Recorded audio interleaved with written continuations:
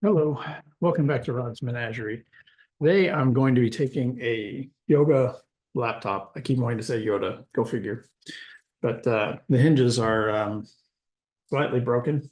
And I'm going to I have a donor laptop that the hinges are not broken, but it's missing most of its guts. So I'm going to try to make one out of two. There are 10 screws holding the back cover on. Remove them and then use a pry tool to pop the back cover off.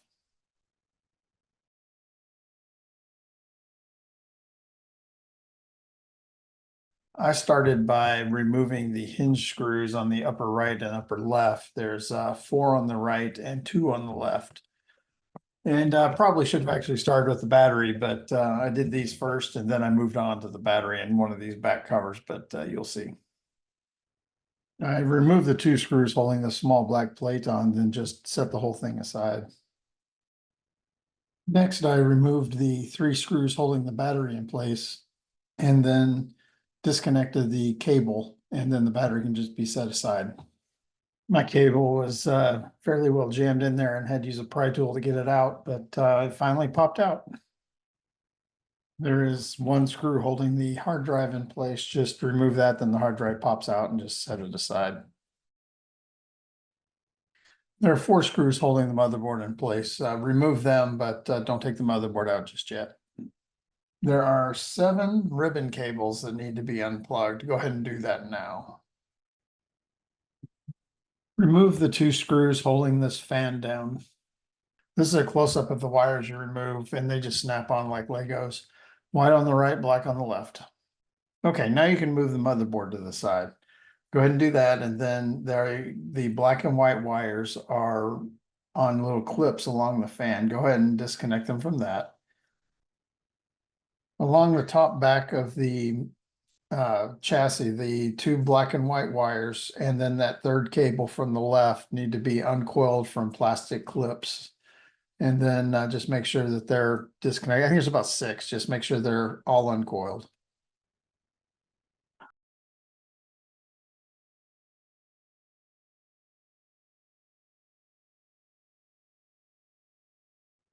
Now that the wires are unwound from the chassis, it's time to take the LCD off. I've already got the hinge screws removed, and I just need to be a little gentle with this one since this is the damaged section. It's a little hard to get off. As you can see from the video, I was able to get everything but the right side hinge. I just need to pop it off with the pry tool.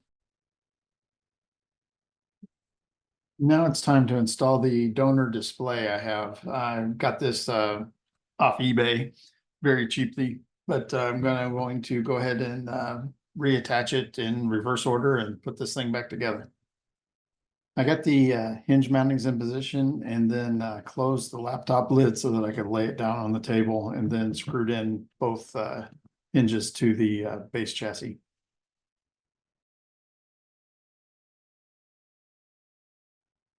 I'm going to do a quick test to make sure the hinges work as I expect. Now it's time to feed the wiring back into the plastic clips.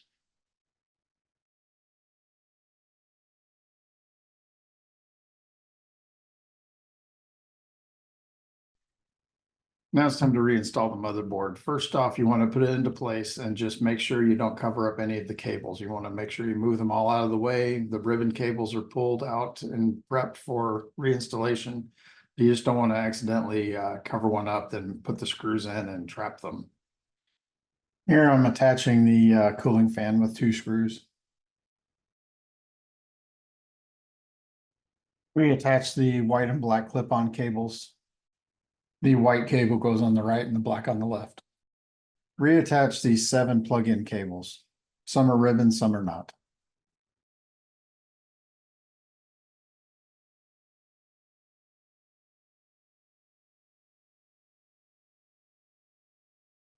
Reattach the motherboard with the 4 screws shown. Feed the black and white wires into the clips around the fan. Reinstall the hard drive and mount the screw you took off earlier.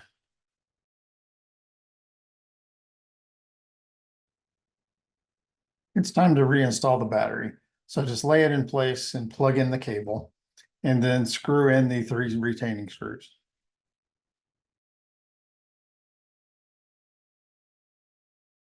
I haven't looked it up, but I'm pretty sure this is just a space filler for an option for another cooling fan for a different variant of this laptop. But go ahead and screw this piece back into place. Now we just need to put on the back cover. So go ahead and lay it into place and then press gently around the outer edge until you hear some little clicks so that it's actually properly positioned. Fasten down the back cover with the 10 screws that you originally took out. Well, we appear to have success. It's powering on with and the screen's lit up. Well, I'm done. And I would officially call this a near success. The hinges are actually really nice. The top opens as it should, as it used to again.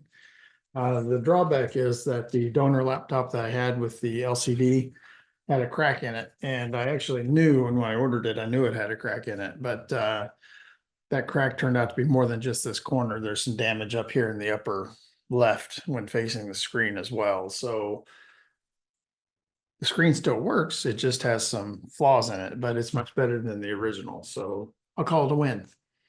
But hope this helps someone, and thanks for watching.